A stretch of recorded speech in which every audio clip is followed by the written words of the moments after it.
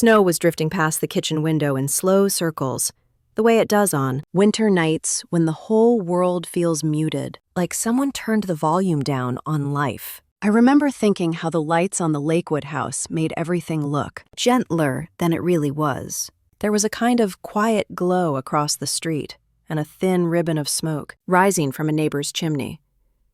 It all looked peaceful from the outside. Inside, the air felt different, heavy, waiting. My name is Jessica, 30 years old, and I still remember what ran through my head when everything happened. And before I go any further, I want to know something about you. What are you doing while listening to this story? For me, I was standing at my dad's dining room table on Christmas night when the moment finally snapped. One part of me wishes I could say I did not see anything coming, but I had felt this shift for months, a low rumble under the surface. I carried the roasted turkey from the kitchen, the pan hot through the folded towel in my hands. It smelled exactly like the kind of dinner my mom used to make before she passed years earlier. Rosemary, butter, garlic, and something warm I could never name. I set it down on the table in front of my dad, Richard, who sat in his usual spot at the head. He did not look at me when I placed it there. He just adjusted his napkin, tapped his fork twice, and kept staring straight ahead. That small gesture told me more than any words could have. Sophie, my younger sister, sat to his right. She kept glancing at me like she wanted to say something but could not decide if it was safe. Grand Louise sat across from her, jaw tight, acting as if my presence required some extra level of patience. I knew where she had gotten that idea. Dad had been talking, twisting, shaping the story before I arrived. I took my seat anyway. I always tried to hold on to some kind of grace, even when grace was not returned to me. The plates were bright and cheerful. The little wreath centerpiece flickered with soft gold lights. Everything looked like a catalog photo, perfect and staged. That should have been my warning. Dad finally lifted his eyes and looked straight at me. The room felt smaller in that second. He said that it was time for me to move out. He used a flat tone, no emotion at all, like he was reading instructions printed on the back of a cereal box. For a heartbeat, I just sat there. Not shocked so much as tired. Tired in a way that settles into your bones. I thought of the mortgage payments I had been making since I moved back a year earlier. The utilities, the groceries, the repairs, the late notices I caught before the bank could tape anything to the door. All those months of covering everything while he slept in, complained, blamed the world, blamed me. I stood up slowly. The chair made the faintest scrape against the wood floor. Every eye in the room followed me. I could feel the heat rise in my chest, but it was not anger. It was clear, a kind of cold understanding that makes things sharper, easier to see. I told my dad that if that was what he wanted, then good, and that he should not call me again.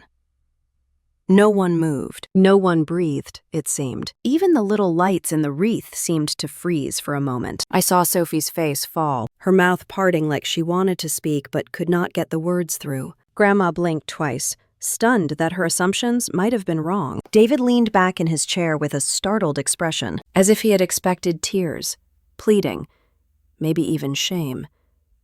Instead, he got calm. He did not like that.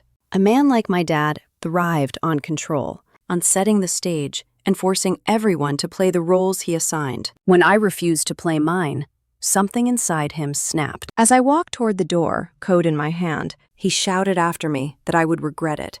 His voice cracked on the last word, not with sorrow, but with fear. I did not turn around. I did not give him anything more to feed on. I stepped outside into the cold air, letting the blast of winter hit my face like a reset button. The wind carried the scent of pine from the big tree in the front yard. The snow under my boots made a soft crunch that felt like the first sound I had heard clearly all night. The street was quiet. Neighbors' windows glowed with warm colors. I walked to my car, parked under the old maple tree at the edge of the property. My breath rose in white clouds in front of me. Every step pulled me farther away from a life that had been draining me from the inside out. I started the engine and let it warm a little before pulling away. I watched the house for a second, only long enough to register the image. The lights, the wreath, the windows, all pretending to be something they were not. Then I pulled out of the driveway and drove down the street, snow swirling across the headlights. I kept telling myself not to cry. Strangely enough, I did not need to. My chest felt tight, but no tears came. It was not a heartbreak. It was released. I thought about everything I had carried for my dad over the past year and how little he cared. How easily he dismissed me in front of everyone. How he tried to humiliate me on the one night that was supposed to bring families together. But humiliation only works if the person accepts it. I had stopped accepting it. I headed toward the small apartment in Denver that I had rented on short notice a few days earlier. A place I had not told anyone in the family about. I had been planning to leave soon anyway.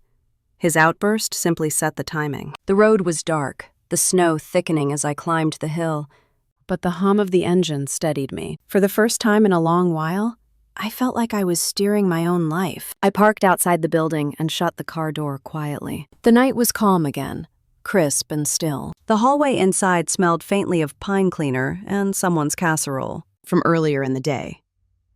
My unit was on the second floor at the end. I let myself in, locked the door, leaned against it for a moment, and finally allowed myself a long exhale. The silence was soft, gentle, nothing like the hostile quiet of my dad's house. I wished my mom were still around. She would have understood this moment. Maybe she would have told me to leave even sooner. I changed into warm clothes, made myself a cup of tea, and sat on the small sofa. Outside, the snow kept falling, filling the night with a hushed kind of peace I had forgotten could exist. There was no need to look back at the house in Lakewood. I knew the impact of my leaving would echo through those walls soon enough. Something in my gut told me that by the next morning, everything in that house would come apart at the seams, and I would not be there to save it this time. I closed my eyes for a moment and let the warmth from the tea settle into my book. Palms.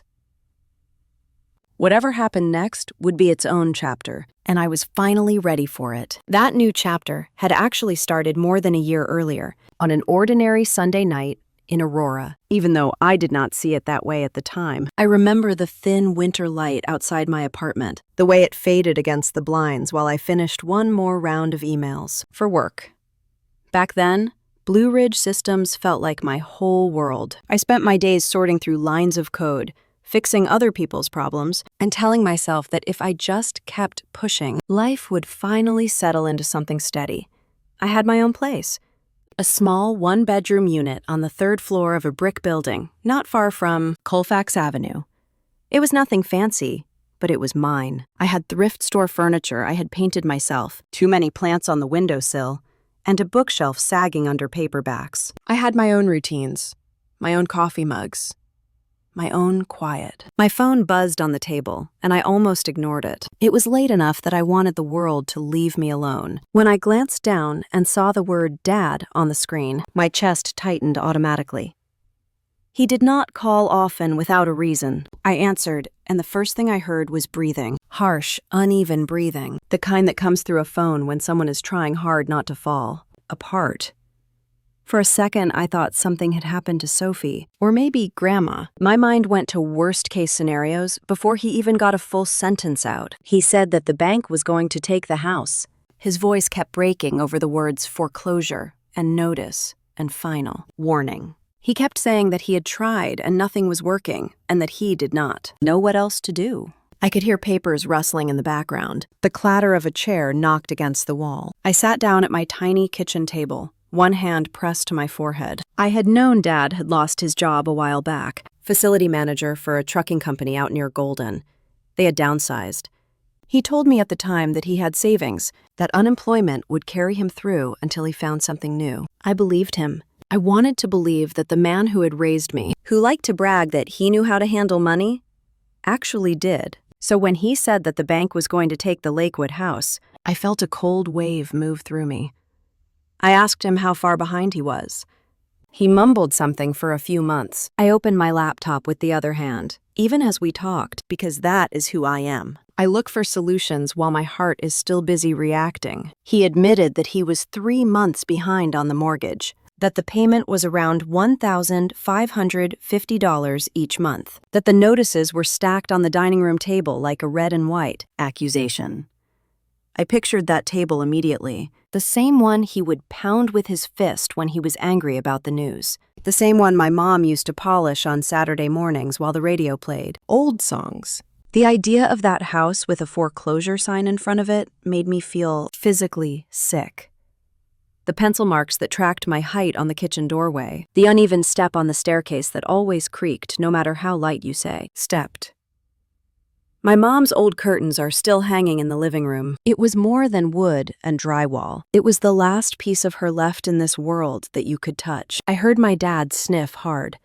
That sharp inhale he always tried to hide. He said that the bank did not care about any of that. They just wanted their money. I asked him about unemployment, about severance, about the savings he said he had. There was a pause, long enough to tell me the answer before he spoke. The savings were gone. The job search had not been going as well as he had let on. The world had moved faster than he had. Bills had stacked up. And now the house was the one thing the bank could take. Maybe someone else would have told him that he had made his bed. That after all the ways he had let me down over the years, this was his mess to deal with. I am not that person. Or at least, I was not then. I was the daughter who still wanted to believe that if I showed up, if I helped, he would finally see me as something other than a convenience. I told him we would figure it out. My voice sounded steadier than I felt. After we ended the call, I opened my budgeting spreadsheet. I looked at my lease. I looked at my bank account. I knew at that moment that I could not carry both my apartment and his mortgage without breaking myself. The math was simple. Brutal, but simple. The next day I called my landlord and asked about terminating my lease early. There was a penalty, of course. A full month's rent. It felt like swallowing gravel. But if I moved back into the Lakewood house, I could put the money I had been paying in rent straight into the mortgage and utilities. Electricity, water, gas, internet, the phone plan that still had his number and Sophie's.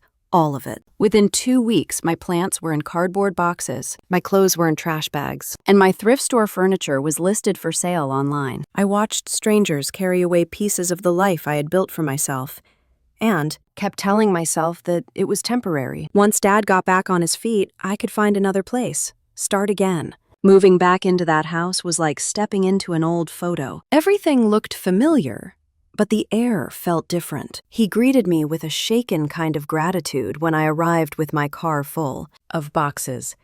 He even helped me carry 1 or 2 upstairs to my old bedroom. The same faded pastel walls, the same view of the maple tree out front. It was like being 20 again, except now I was the one paying the bills. I spent that first weekend sorting through the stack of letters on the dining room table. Final notices, overdue alerts, interest charges. My name was not on any of them yet, and at the time that fact comforted me. I pulled out a yellow pad and made a list of what was owed to whom. I set up online accounts for everything, transferring them into automatic payments from my checking account. The first mortgage payment I made felt like an act of rescue. I pictured my mom at the kitchen counter, smiling that tired mom smile that said she was proud and sad and hopeful all at once. I told myself I was doing what she would have wanted, keeping the family together, keeping the house from falling into someone else's hands. Dad hovered in the doorway while I worked at the table with my laptop. He leaned on the frame with his arms folded and thanked me in this low, rough voice that made me ache. He said that he would pay me back when he found a job, that he just needed a little time, that I was a lifesaver. For a while, I believed him. He spent the first couple of weeks sending out applications. Or at least he said he did. I would come home from the office in Denver and find him at the computer, browser windows open to job sites. He would tell me about positions he had applied to, interviews he was waiting to hear back from. I clung to those stories because the alternative scared me. The alternative was that I had just dismantled my own life to prop up a man who was not interested in standing on his own at all. In those early days, though, there were small gestures that kept me hopeful. Dak cooked a simple dinner on a night I worked late, a fresh cup of coffee waiting by the machine in the morning, a kind word once in a while. They were crumbs, but I was hungry enough for connection that I treated them like a feast. I see it clearly now, sitting here in my quiet Denver apartment, how easily I stepped back into the role of fixer and provider. At the time, it felt like the only choice, like the universe had placed a test in front of me and I could not live with myself if I walked away. By the time the second mortgage payment went through, along with the electric bill and the internet and the groceries for 3 adults, A pattern had already formed. I woke up, worked a full day at Blue Ridge, fought traffic back from the city, and walked into a house that looked like it had been waiting all day for me to make it functional again. It would take me months to admit to myself that something about that arrangement was deeply wrong. But on those first nights, all I noticed was how tired I was and how relieved my dad seemed every time I assured him the bank was satisfied for now. I noticed the shift before I was willing to name it. It slipped into the house quietly, the way cold air leaks through an old window frame. At first it was tiny things. A grimace from my dad when he tasted the coffee I bought. A sigh when the brand of cereal in the cabinet was not the one he remembered liking years ago. I kept telling myself he was stressed. I kept saying he did not mean it. But every night when I walked in after a full day in Denver, the air inside the Lakewood house felt heavier than the night before. One Tuesday evening, I came home later than usual. A server had crashed at Blue Ridge Systems, and I had to stay until almost 7:30. My neck ached from hunching over my laptop, and all I wanted was to heat up leftovers and take a long shower. When I stepped through the front door, the living room lights were on, and the television blared loud enough to shake the windows. Dad was stretched out on the recliner with a half-empty soda on the table beside him. He did not look over when I came in. He just lifted the remote a little higher, as if the noise could drown out whatever irritation my presence caused. The kitchen sink was full of dirty dishes, plates with dried sauce, a pot with a ring of something burnt at the bottom, utensils tossed in every direction. I stood there for a moment, my purse still hanging from my shoulder, and let the sight wash over me. No one had been too busy to leave all that behind for me to find. They just did not care enough to do anything else. I rolled up my sleeves without thinking and started rinsing plates. The water ran warm over my hands and steam rose in soft curls. My shoulders slumped under the weight of my own routines. I had barely finished the first few dishes when I heard him from the living room.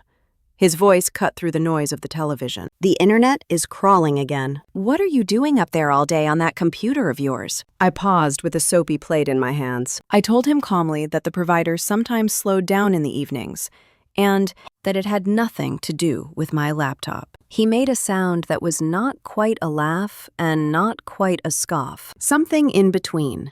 He said that before I moved back in, the internet had worked just fine. I rinsed the plate slowly while my chest tightened. I carried the explanation again, the same one I had given him a dozen times. Still, he did not look convinced. The show he was watching stuttered on the screen, and he let out an exaggerated groan that made it sound like I had personally unplugged the router. That night set off a string of similar moments. I got up early to log into Blue Ridge for a maintenance window. The keyboard clicks must have woken him, because a few minutes later he appeared in my doorway with his arms folded. He told me he was trying to sleep and could not keep my voice down. He acted as if I had chosen that exact moment to inconvenience him, rather than doing my job so that I could keep the mortgage paid on time. One afternoon, Sophie stopped by between classes. She was juggling a full load at community college and a part-time job at a bookstore in Golden. I had always believed she saw the world with clearer eyes than our dad. She hugged me in the kitchen, her backpack still on her shoulders, and said she had come to grab a few things from her room. We talked a little about her exams and the coffee shop near campus she liked. When Dad walked in,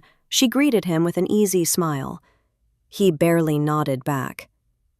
Instead, he looked at the grocery bags I had not had time to put away yet. He tapped one with his foot and asked if I remembered to get the brand of coffee he liked. I told him the store had been out of it. He sighed loudly and said he guessed it was too much to ask for one thing done. Right. Sophie stiffened beside me. She looked at him, then at me. She opened her mouth as if she wanted to say something, but then she closed it again.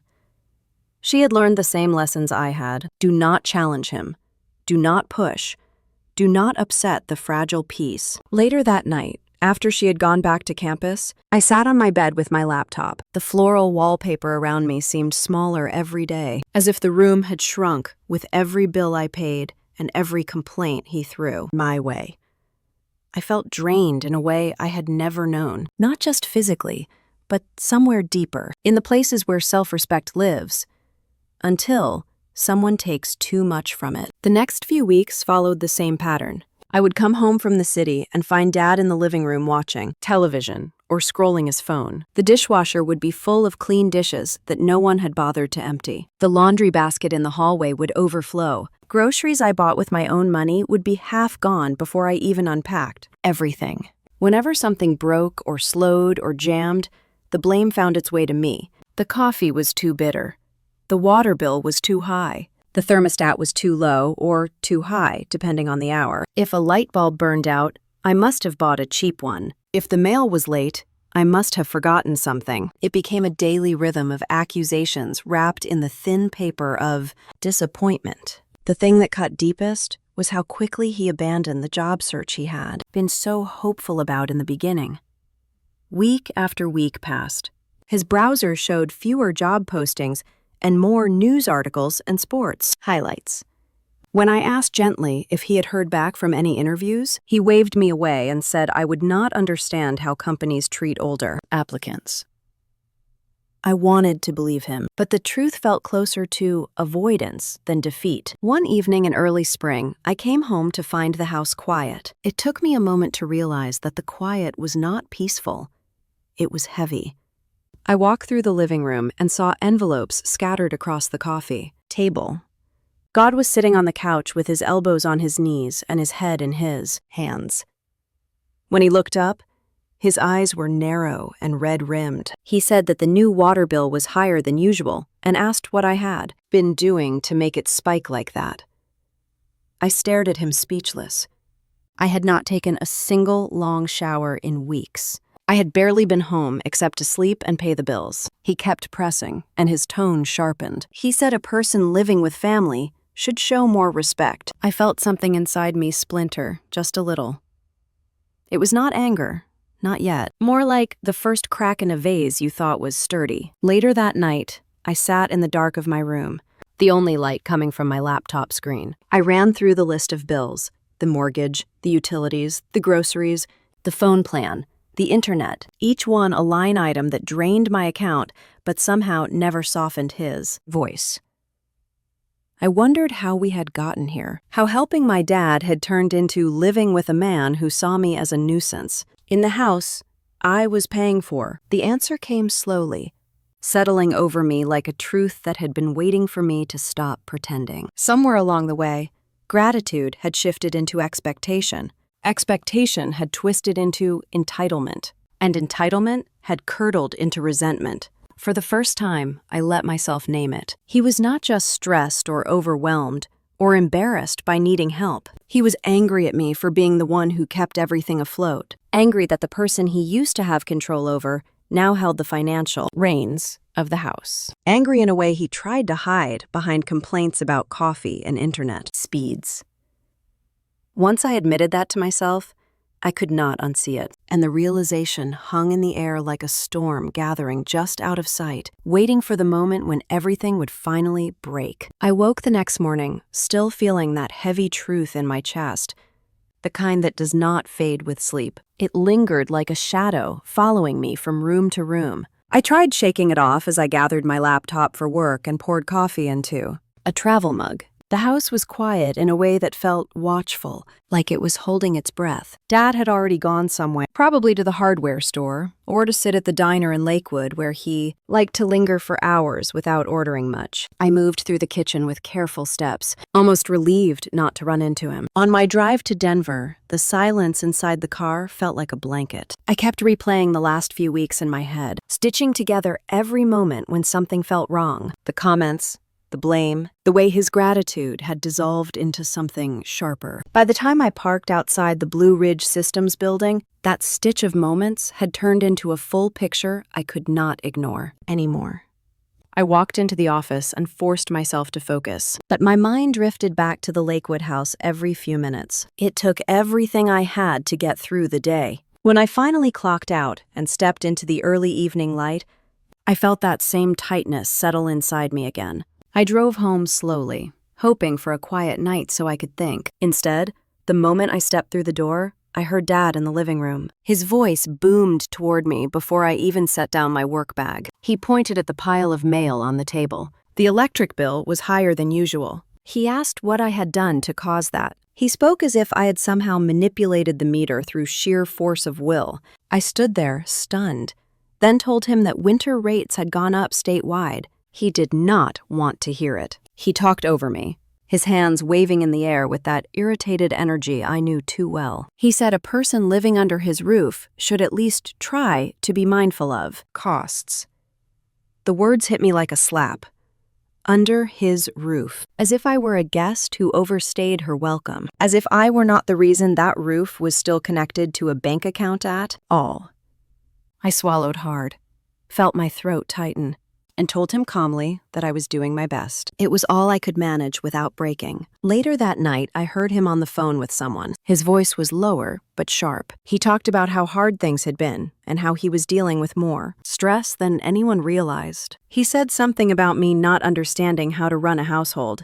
I did not know who he was talking to, but it hit me that he was setting the stage for something, casting himself as the tired hero and me as the ungrateful burden. Over the next few days, the tension swelled like a storm cloud. By the time Friday came around, I could hear that storm in every breath he took. I arrived home after a full day in the city, carrying groceries in both arms. When I stepped into the kitchen, I felt his eyes on me from the dining table. He looked at the bags and then at me with a stare that made my skin prickle. He said that he hoped I bought the right things this time. He mentioned that he did not like the bread I picked up last week. He said small things like that showed a lack of consideration. I placed the grocery bags on the counter quietly, afraid anything louder would set something off. I told him the store had limited stock again. He brushed off the explanation with another dismissive sound, then warned me to be more thoughtful. I stared at the countertop, focusing on a faint crack near the corner, trying not to react.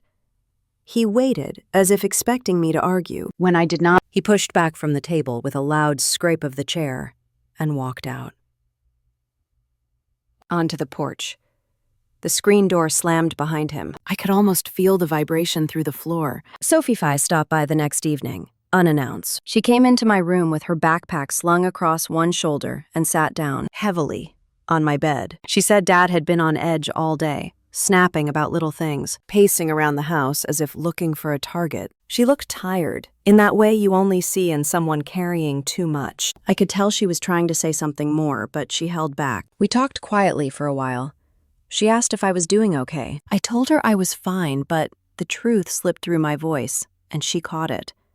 She frowned and reached for my hand. There was a softness in her grip that made me want to cry, but I held it back. I did not want to add weight to her already full shoulders. She said she wished she could help, but did not know how. I told her she had helped just by sitting with me. After she left, I sat at my desk and stared at my laptop without opening it. I could hear Dad moving around downstairs. Every step sounded like a warning. I stayed in my room until the house grew quiet, then crept downstairs for a glass of water. As I stood by the sink, sipping slowly, I caught my reflection in the dark window. I looked like someone who was slowly erasing herself to keep the peace. The next morning brought the moment that finally cracked something open inside me. I was on a conference call from my room. A server issue had come up, and I needed to walk my team through a reboot process. My voice stayed calm and low. I spoke carefully, mindful of the hollow acoustics of the old house. Suddenly, my door flew open. Dad stood there with his face tight and flushed. He said I had woken him up and that I was being inconsiderate. He accused me of thinking I owned the place. He said he was tired of feeling disrespected in his own home. My coworkers' voices buzzed faintly from the laptop, waiting for my instructions. My pulse hammered in my ears. I apologized quickly, told him it was a work emergency, but he kept going until I finally ended the call abruptly. He stepped back, still seething, and said that if I could not be quiet in someone else's house, then maybe I should rethink how I lived under their roof. Those words again. Under his roof, spoken like a weapon. I looked at him and something inside me went still, not quiet, not numb, just still, a cold, heavy stillness where fear used to sit. I told him I needed to finish work and close the door. It was the softest click, but to me it sounded like a boundary falling into place for the first time in years. I sat on the floor of my room with my laptop beside me. My hands shook, but not from panic. It was something else, something cleaner, something sharper. I realized that I had crossed from confusion into clarity. The fog was gone. The truth was unmistakable. This was not a man overwhelmed by bad luck or stress. This was someone who had gotten used to taking and resented being reminded of it. Someone who wanted the control back and did not know how to handle the fact that I was the one keeping the house afloat. The stillness inside me deepened until I felt a strange sense of calm, a calm that told me this could not go on much longer. I did not know exactly what would happen next, but I knew the ground under us had shifted. Something was coming, and it would change everything. It showed up in the most ordinary way. On a gray Saturday morning, with low clouds pressing down on Lakewood and the smell of coffee hanging in the kitchen, the doorbell rang. Adam was in the living room, half watching some talking head show on television, half scrolling his phone. He did not move. I set my mug in the sink and wiped my hands on a dish towel as the bell rang again. When I opened the door, Aunt Meredith stood on the porch in her wool coat, her cheeks pink from the cold. Her arms were wrapped awkwardly around a cardboard box. It looked heavy. She gave me a small, apologetic smile, the kind you wear when you know you are bringing more than just objects to a person. "Hey, Em," she said softly. "Can I come in for a minute?" Of course, I stepped aside and held the door as she shuffled past. She nodded toward the living room where she could hear the television and added, "I need to give this to you. Your mom wanted you to have it." I should have done this sooner. The words mom and wanted hit me like a small shock. I took the box from her. It was heavier than it looked, the weight oddly familiar, like the weight of old memories. We walked into the kitchen, where the light was softer and the counters were mostly clear. Dad did not bother to look over. He just raised his voice and asked who was at the door. I called back that it was Meredith and that we were in the kitchen. He did not get up. That was typical these days. We stood at the table, the box between us. The cardboard flaps were worn at the edges, as if someone had opened and closed them many times.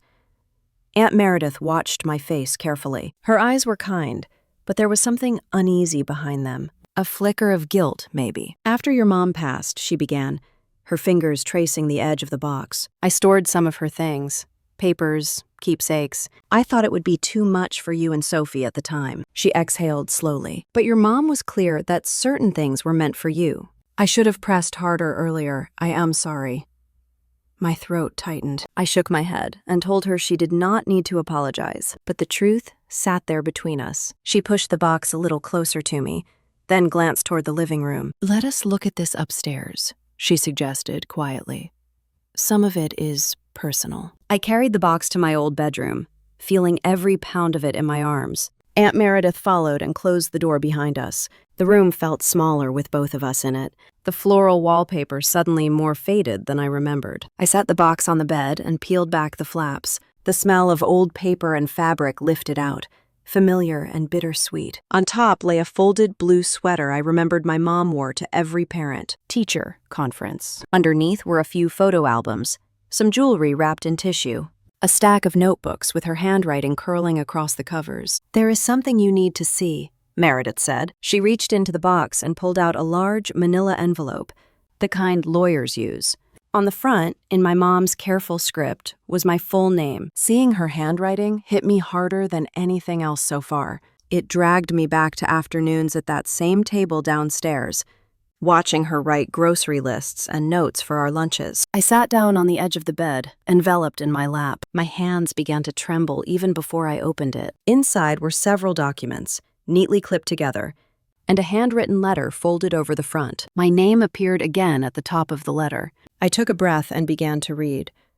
She started by telling me she loved me, simple words that still made my chest ache. She wrote about knowing her health was failing before she told anyone, about wanting to get things in order so her daughters would not be left in the dark. She said she knew my dad was not always the easiest man, that he carried his own wounds, and that she worried he would not handle money well without her. She wrote that the house in Lakewood had been hers before she married him. She bought it with an inheritance from her parents, she explained. In the early years of their marriage, they had both contributed to the mortgage, but the deed had remained in her name. She had done that on purpose, not to hurt him, but to keep some security for us. By the time I reached the part about the house, my eyes were burning. She wrote that if anything happened to her, She wanted me to be the one to inherit it, not because she loved me more than Sophie, but because she knew I understood responsibility in a way that might protect us both. She wanted the house to be a safe place for us, not a bargaining chip for anyone else. She said that if my dad needed to live there, I should let him for a while, but she hoped I would never feel obligated to carry him if he refused to stand on his own feet. Tucked behind the letter was an official document, Last Will and Testament, drafted by a small law firm in Denver, signed and witnessed in the year 2016. It named me as the sole beneficiary of the Lakewood property. It gave my dad use of the house only at my discretion. It was all there in black ink, legal and clear. I read the lines twice, then a third time. My mind felt like it was moving through molasses. I could hear my heart thudding in my ears. I felt the mattress dip as Aunt Meredith sat down beside me. I did not know all the details at first, she admitted quietly. Just that your mom wanted you to have this after she was gone. After the funeral, Richard said he would handle everything. He told me you girls did not need to be burdened with paperwork on top of grief. Her voice tightened on the word burden. I let him take it. That was my mistake. When I asked again a year later, he brushed me off, said it was all settled. I swallowed hard, anger and grief twisting together in my stomach. I thought of every bill I had paid in the past year, every extra hour I spent at Blue Ridge to make sure there was enough cushion in my account.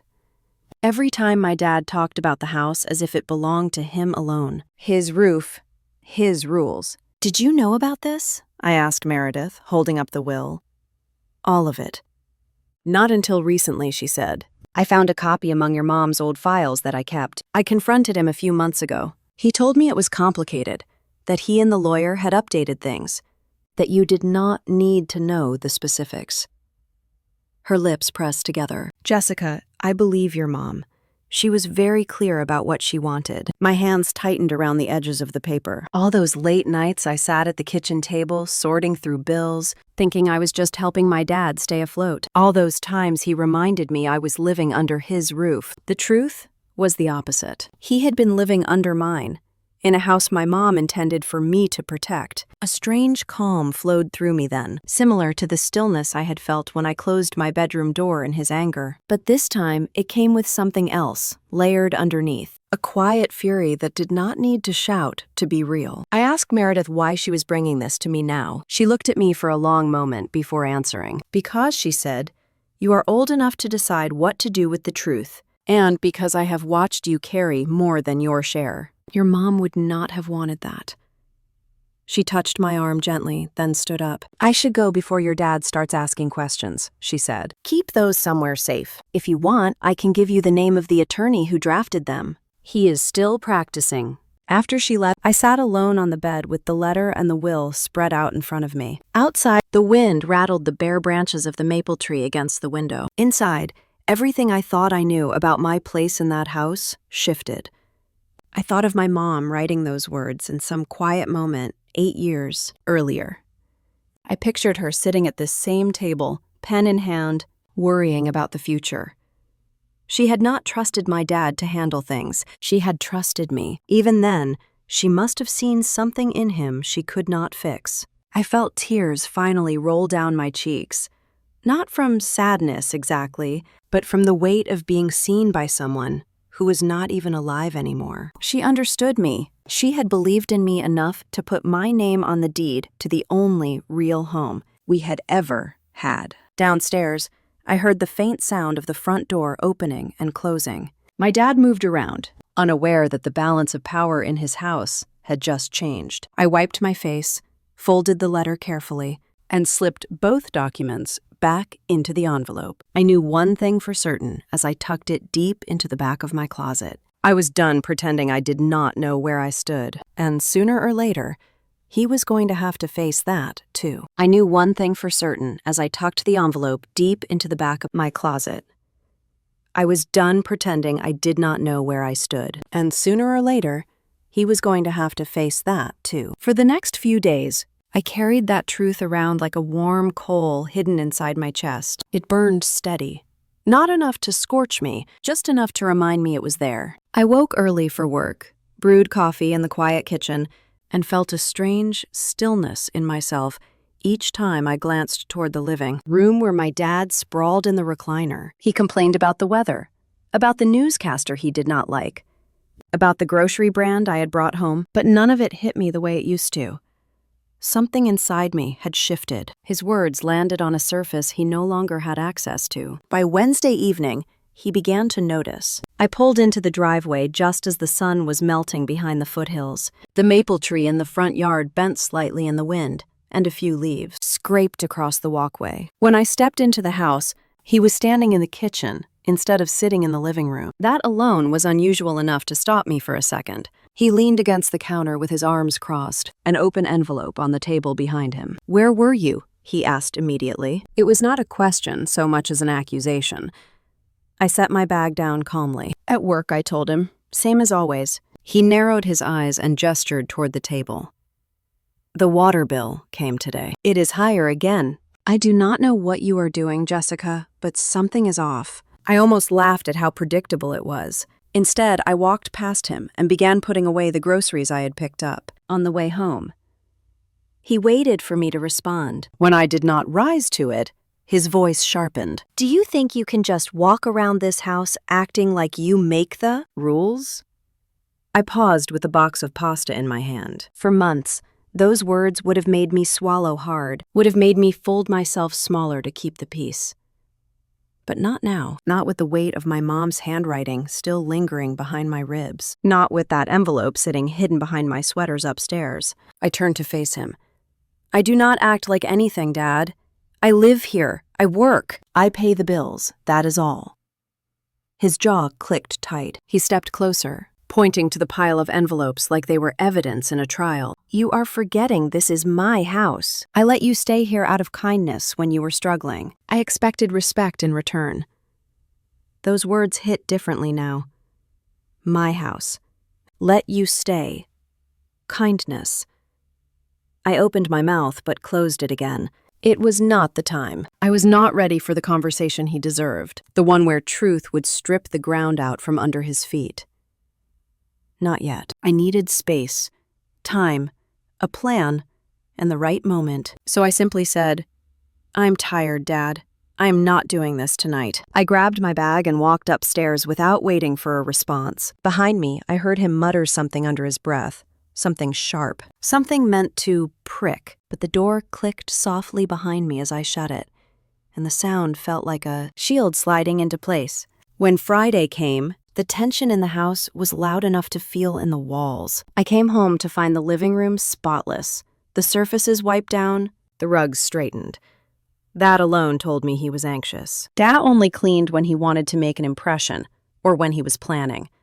Something. A knot tightened in my stomach. He sat at the dining table with 2 glasses and a bottle of cheap red wine. I knew immediately what this was. He wanted control. A scene. A moment where he could reestablish the hierarchy he believed had slipped. "Sit down," he said as I walked in.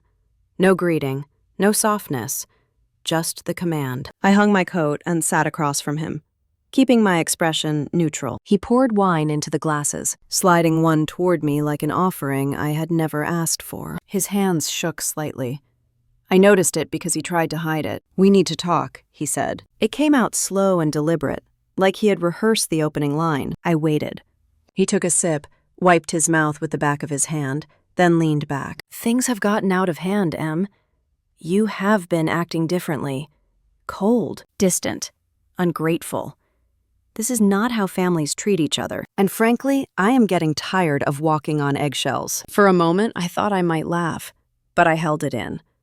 Ungrateful. That was the one word he had always kept ready, like a trophy he could wave whenever he needed the upper hand. I told him quietly, "I am not angry. I am just done being treated like I owe you my entire life." His eyebrows shot up. "Done? You think you can say something like that to me? After everything I have given up for you girls. After everything I have sacrificed." Sacrificed. Another word he liked to use. It never meant what he claimed it did. I sat back, letting him talk. He went on for several minutes, launching into a monologue about how hard things had been since Mom died, how he had carried the weight of the house alone, and how much pressure he felt. He painted himself as a man crushed by invisible burdens. And then, finally, he delivered the line I had known was coming. Maybe it is time for you to move out if you cannot show some appreciation. This is still my house, my rules. If you want your own space, go find it, but you do not get to stay here and disrespect me. There it was, the storm he had been building for months. I felt the calm settle deeper inside me, cold and steady. Not a trace of fear, nothing but clarity. I looked him in the eye and said, "You think this is your house?" He blinked. The confidence in his shoulders faltered for the first time. "What does that mean?" he said quietly, like the air had thinned. "Not tonight. Not like this," I told myself again. The moment would come, but this was not it. Not when he was half drunk and desperate for control. Not when he was ready to twist anything I said into something he could use later. So I stood up slowly, pushing my chair back. I took one breath, kept my voice steady, and said only this: "I hear you, Dad." His expression tightened. "That is your response." I picked up my bag. Yes, for now. I walked to the stairs. He stood up behind me, his voice rising sharply. "You will regret talking to me like that, Jessica. You will regret it." I paused on the first step. For the first time, there was no sting in his threat, no shrinking inside myself, just a deep, heavy understanding of what he was really afraid of. The truth. Without turning around, I climbed the stairs to my room and closed the door. I pressed my back against the wood and let out a long breath as the house settled into a thick, electric silence. That moment was coming. And when it finally uncoiled, it landed on Christmas night, just the way you already know it did, with my dad ordering me to move out at the dinner table, me telling him not to call me again, and the front door closing behind me like a period at the end of a long sentence.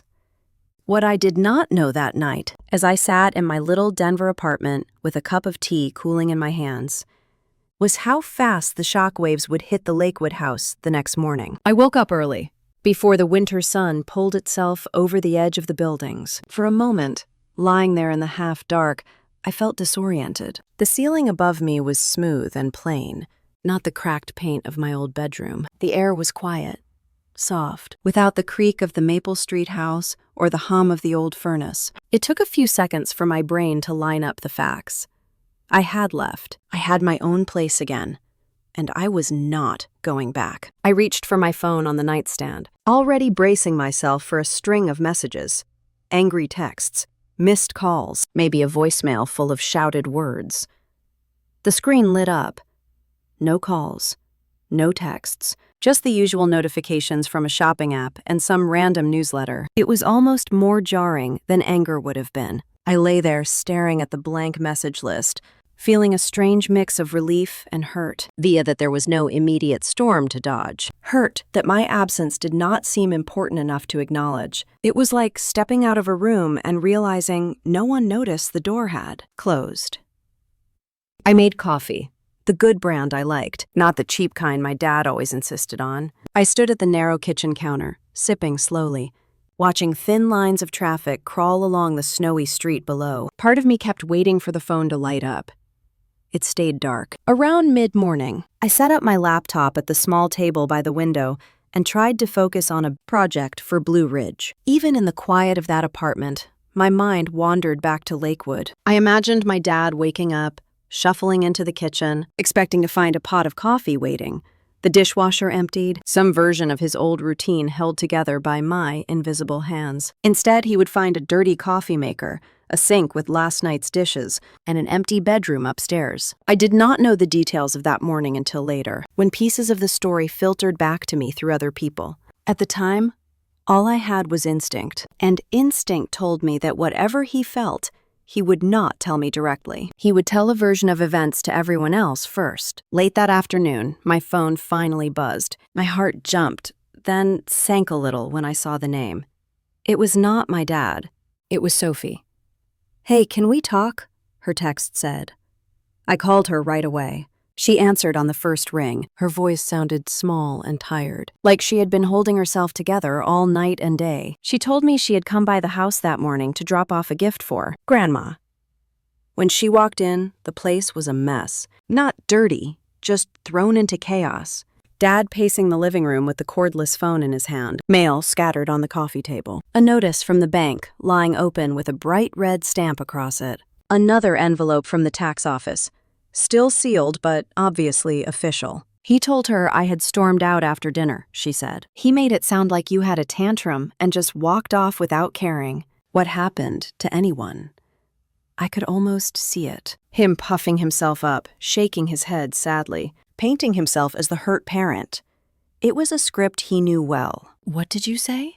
I asked quietly. At first, I did not say anything, she admitted. I was just trying to figure out what was going on. He kept talking, saying we would have to tighten our belts now that you had left him high and dry. He said you had been difficult for months. There was a pause, a small crackle in the line. Then Nancy came by, she added. Neighbor Nancy from next door. She had known us since we were kids. The woman who brought over casseroles when Mom was in the hospital and left plants on the porch when she died. If anyone would tell the truth without dressing it up, it was her. She told him she had seen you leave last night, that you did not slam anything or yell. You just walked to your car, calm as could be. She said she had almost gone out to say goodbye, but did not want to intrude. I let that sink in. Nancy had undercut his story without even realizing it. How did he react? I asked. He got this look, Sophie said, like he had swallowed something sour. Then he started saying it was not about how you left, but about everything, leading up to it. He kept circling back to the same thing, that you owed him, that you would come crawling back once you realized you could not make it on your own. There was another silence, filled with things neither of us wanted to say. What about the bills? I asked finally. She exhaled slowly. That is the part he is freaking out about, Em. The bank called this morning. They asked to confirm one of the payments. When he told them you had moved out, they said the automatic transfers came from your account. They wanted to know who would be paying next month. I pictured him standing there, phone to his ear, the reality setting in that the money train he had ridden for a year had just derailed. Then Sophie lowered her voice. And there was something else. She told me she had gone to the study to grab a notebook and had seen his email open on the computer. A message from a loan officer. They were following up about documents tied to a line of credit. The subject line had my name in it. My full legal name. My stomach dropped. What did it say? I asked. She said the email mentioned a pending review of an application that listed me as a co-applicant with him. It referenced forms that supposedly had my signature. She did not have time to click any deeper because she heard him coming down in the hall. She closed the browser and pretended to look for a pen. So he really did it, I said softly. He actually used my name without telling me. I felt something icy settle into my veins. The quiet anger I had been carrying hardened into something else, a line I could not pretend he had not crossed. There is more, she said. Grandma came over later. He tried to tell her the same story he told me, that you had thrown a fit and abandoned us. But Nancy was still there. She told Grandma what she had seen. She said you looked sad but calm, that you walked out like someone who has finally had enough. And Grandma, I asked. She did not say much, Sophie answered, but she looked at him differently, like she was finally seeing the whole picture and not just his version. I listened to all of it in silence, standing in the middle of my small Denver kitchen. Each piece slid into place with the slow inevitability of a puzzle I had avoided finishing.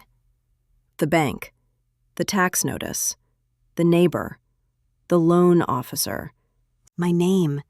He was losing his narrative inside that house. He was losing his leverage, and he was losing the one person who had been quietly holding everything together for him. You do not have to go back there tonight, I told Sophie. I will be okay for now, she said, but her voice wavered. I just needed you to know what is really happening. He is mad, Em, but he is scared too. He keeps saying you will regret this. Every time he says it, though, It sounds more like he is trying to convince himself. After we hung up, I set my phone on the counter and braced my hands on either side of the sink. I stared at the faucet, at the small scratch in the stainless steel, at the way the light caught it. My breathing slowed. The chaos I had imagined that morning was real. The difference was that none of it belonged to me anymore. I had stepped away. I had taken my money, my labor, my peace, and left him with his choices. Still, there were things to untangle. Legal threads, financial threads, emotional knots that had been tied years before my mom wrote that with my name on it. I knew I could not ignore them forever. As the room grew dimmer, I reached for my phone again and scrolled to a contact I had not used in a long time. A name from college, someone who understood both the law and how family could twist it. I hovered my thumb over the call button, feeling that familiar mix of fear and resolve battle in my chest. Then I pressed it. The line rang twice before a familiar voice answered, warm and steady in the way only someone who knows your history can be. It had been years since I talked to Mark Ramsey, but his tone had not changed. He asked how I was doing, and for a moment, my throat tightened. I told him I needed a little help, maybe the kind that came with paperwork and signatures, and a mess I had not created, but was responsible for cleaning up. He listened without interrupting as I explained the pieces. The house, my dad, the bank. The loan officer emailed me with my name on it. My mom's will. My voice shook once, maybe twice. He waited until I finished before asking if I had copies of everything. I told him yes. He asked if I was in a safe place. I said yes again, though part of me wondered if safety meant more than 4 walls and a locked door. He said he would meet me the next evening. We picked a coffee shop in Golden, neutral ground, halfway between Denver and Lakewood. When I hung up, the fear in my chest settled a little. Not gone, but tucked into a place where it could not choke me. The next day I crawled by. Work felt like static buzzing in my ears. My mind kept drifting to the Lakewood house, to my dad pacing through it, raising his voice, rewriting the story in every room. I imagined him calling relatives, revising details, painting himself as the victim. I tried to stay focused, but the truth sat like a stone behind my ribs. When evening came, I drove to the coffee shop. The parking lot was dusted with old snow, pushed into gray mounds at the edges. Inside, the lights were warm and the smell of cinnamon drifted through the air. Mark sat at a corner table with a folder already open in front of him. He looked older than I remembered, with a few more lines around his eyes, but the same calm presence. We talked for almost 2 hours. I laid out every detail I could remember. Every shift in my dad's behavior, every bill I had covered, every moment that hinted something darker had been forming long before I found that letter from my mom. I told him about the email Sophie found, the one with my name in the subject line. He slid a legal pad toward me and asked me to write down the dates I first started paying the mortgage. I told him the exact day, early spring, nearly a year of covering every major bill. He nodded, asking quiet questions in between my answers, building something out of the pieces I gave him. Then he asked the question I had been avoiding. Jessica, do you think your dad would forge your signature if he thought it would help? Him. The air felt tight around me. I stared at the table, at the wood grain swirling beneath my hands. I finally said yes. And the truth of it tasted bitter, but undeniable. He explained what could happen if a bank had documents with my forged signature on them. He explained why my mom's will was more powerful than anything my dad might have tried to do afterward, unless he had gone to court and had it changed, which he clearly had not. He explained that my dad may have dug himself into a hole he could not climb out of without dragging me with him. What do I do? I asked quietly. He folded his hands together and gave his answer slowly so I would not misunderstand. You gather every document, every bill, every receipt, every message. Then you talk to an estate attorney, and then you decide if you want to confront him directly or let the legal system speak first. I nodded, feeling the weight of it all settle. It did not crush me this time.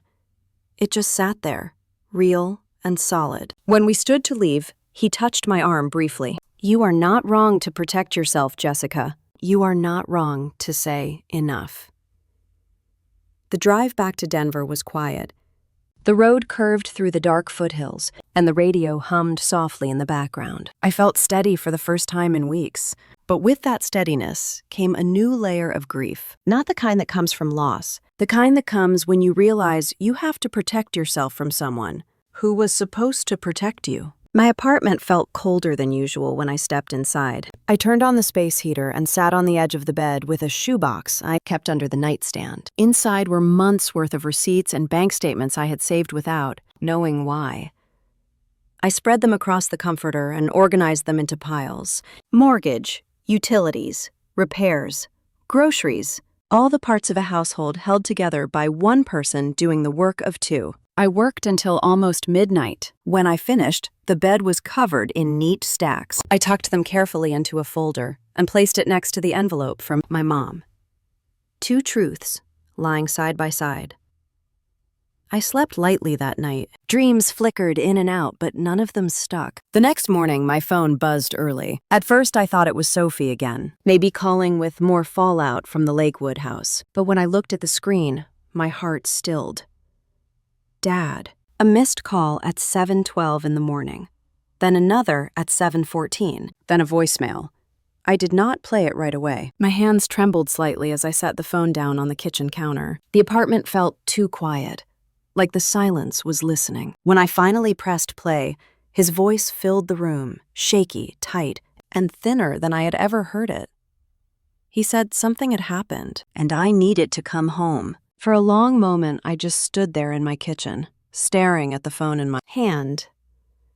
The voicemail had been short, almost clipped, but I heard panic under every word.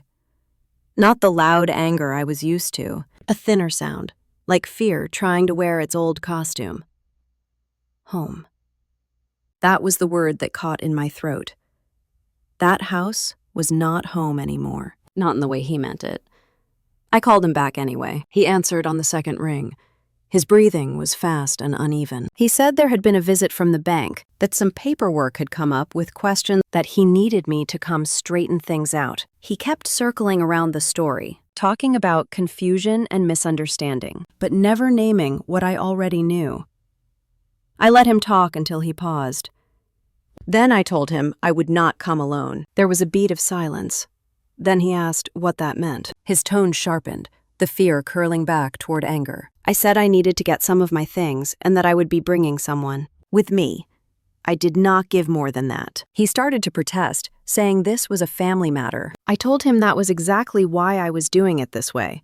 After we hung up, my hands were still trembling, but my mind felt strangely clear. I sent a message to Aunt Meredith asking if she could meet me at the house later that afternoon.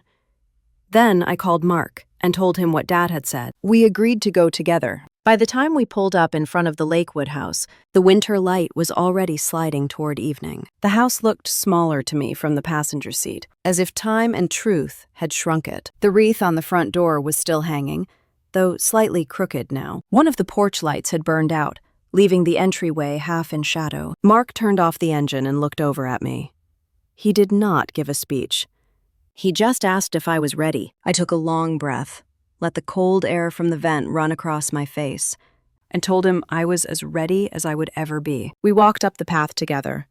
I could see movement through the front window. When I rang the bell, the door opened almost immediately. Dad stood there, his face pale and tight, eyes flicking from me to Mark and back again.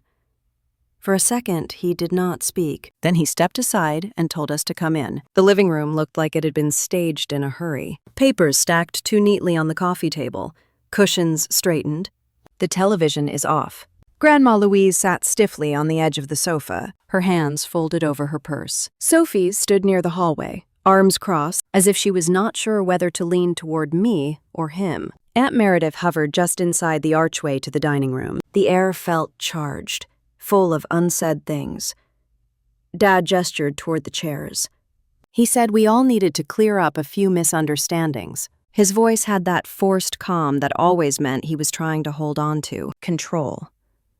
I remained standing. So did Mark. I told Dad I had come to get my belongings and to make sure my name was number, no longer tied to anything it should not be tied to. I kept my tone even. I had rehearsed that sentence on the drive over.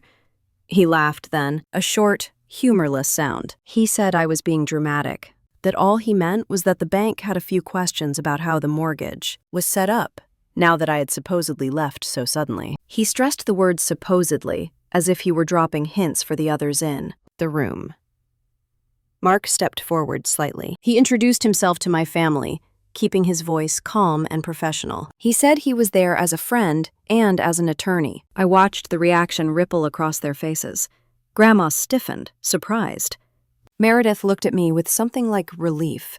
Sophie just stared. Dad frowned. He said there was no need to bring outsiders into our private business. Mark answered that my name was on more than one document connected to this house, and that made it my business too. He asked if we could see the latest letters from the bank. After a moment of glare, Adam grabbed a stack of envelopes from the coffee table and slapped them down. Mark flipped through them, scanning quickly. He pointed to one in particular, a notice regarding a line of credit, and asked if Dad minded explaining why my name appeared on it as a co-borrower. Dad shifted his weight, then said that it was a simple misunderstanding, that the bank must have mixed up forms, that I was overreacting. He said I had always been sensitive, taking everything the wrong way. That old blade again. Sensitive, overreacting. He tried to slice the air with it. Mark did not raise his voice. He simply said that banks do not usually misprint legal names and social security numbers by accident.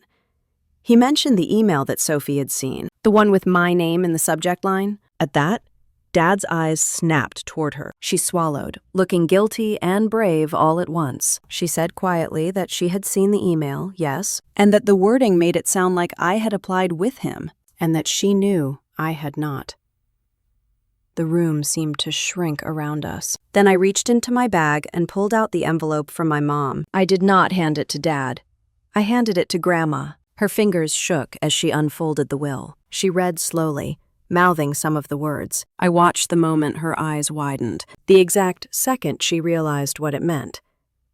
That the house had been my mom's, that it had been left to me, that my dad's position in it was not the one he had claimed for years. She looked up at him, and the hurt in her eyes was sharper than anything I could have said. "Is this true?" she asked, her voice soft but strong. "Did you know about this?"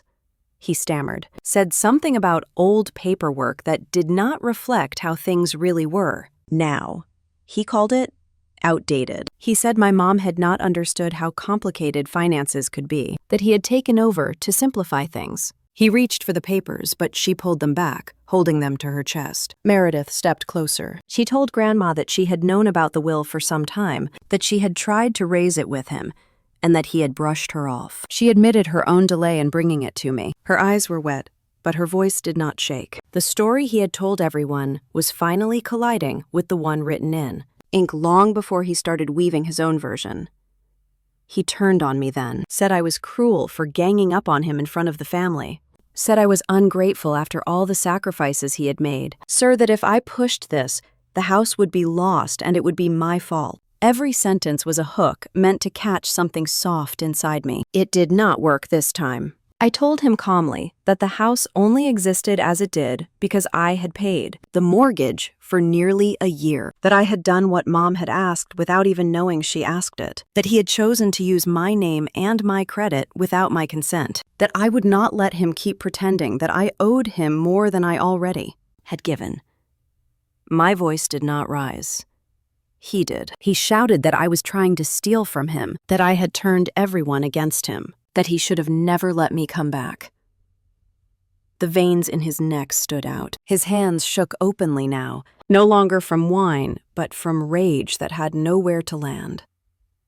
Then Sophie spoke. She stepped forward, her chin trembling but her gaze steady. She said she loved him, but she could not pretend his version matched what she had seen. She talked about the job search that had stopped months ago, the mornings he slept through while I went to work, the nights he complained about the very bills I paid. She said she had watched him lean on my shoulders until they almost buckled. I saw something crumble in his expression when she said that. His younger daughter, the one he assumed would always fall in line, standing on the other side of the line at last. I realized then that nothing I could say would change who he was. He would twist any words I offered into another reason to see himself as the wounded party. The only power I had was control over my presence, my effort, my money. So I told him, in front of all of them, that I would no longer be paying for the house, that any future arrangements about the property would go through attorneys, that I had come today to collect the last of my belongings, and that after this, I was done.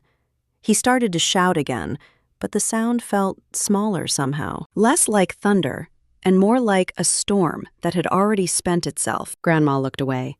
Meredith rested a hand on my shoulder. Sophie wiped at her face and stood her ground. I went upstairs and moved through my old room with a kind of efficient calm. The letters, the clothes I had left, a few books I still cared about. I packed them into boxes and brought them down one at a time. Mark carried the heavier ones out to his car without comment. On my last trip down the stairs, I paused in the entryway. The house smelled like it always had in winter, a mix of dust and heating vents and the faintest memory of my mom's baking. I looked at the family photos still hanging on the wall, our frozen smiles from years when I believed the ground under us was solid. David stood in the living room doorway watching me, chest heaving, eyes bright with anger and something like desperation. He told me that if I walked out like this, I was turning my back on my family. I met his gaze and felt nothing but a deep, quiet certainty. My family, I realized, was not defined by the person who shouted the loudest or demanded the most. It was defined by who showed up with truth,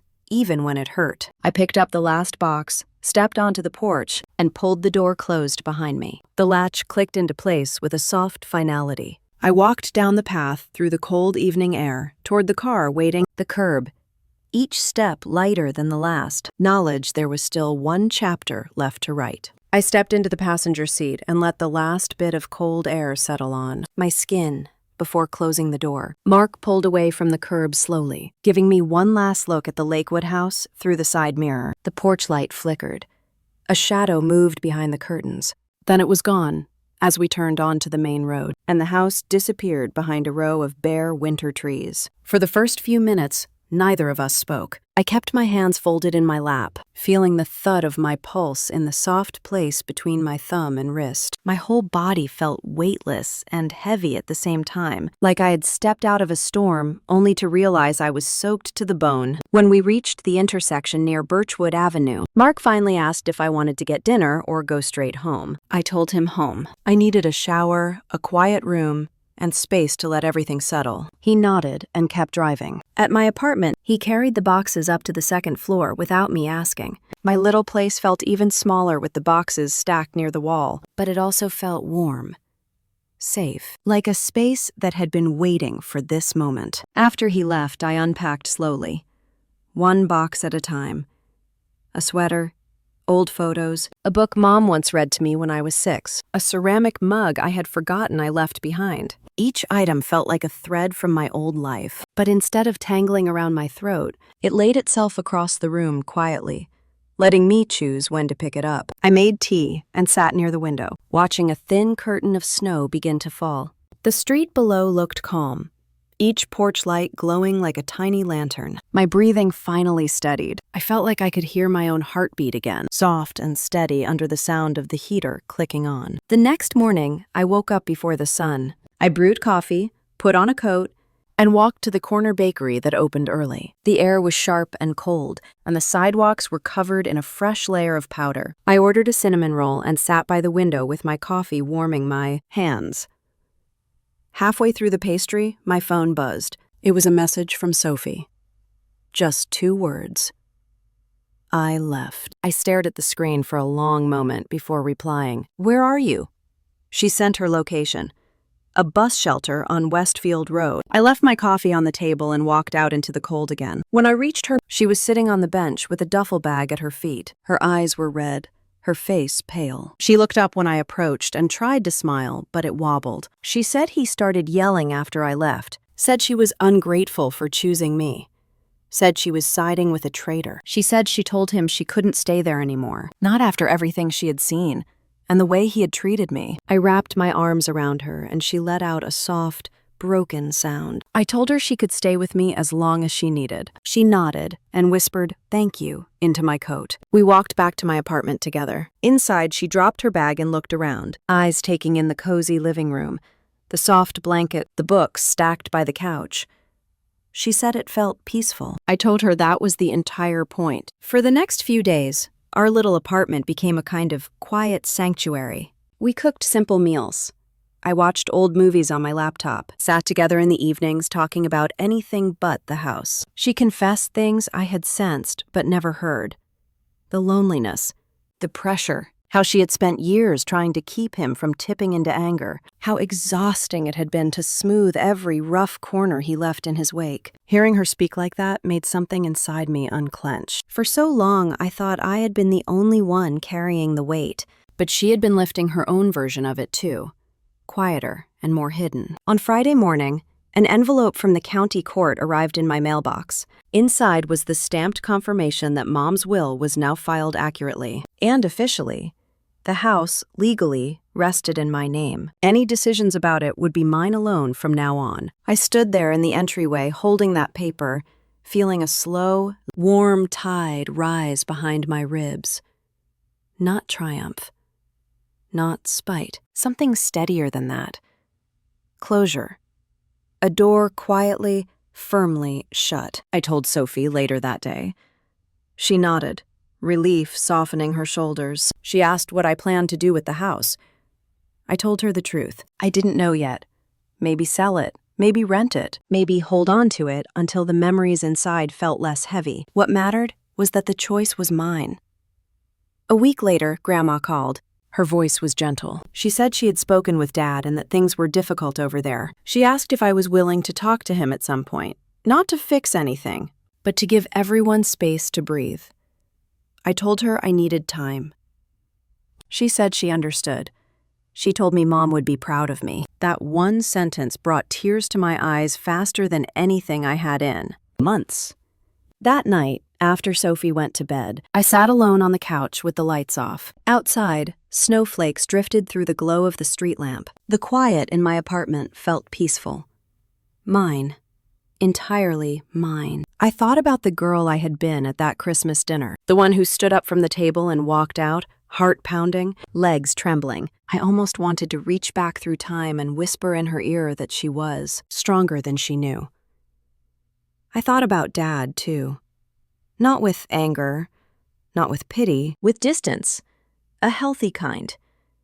Some people choose control over connection. Some choose stories over truth. And some choose silence because they cannot bear the sound of their own. Accountability. I finally understood that I did not have the power to change any of that. My power was in leaving, and in choosing what I walked toward. As I sat there, letting the warmth settle around me, I felt the beginning of something new take shape. A life governed not by obligation, but by intention. Not by guilt, but by self-respect.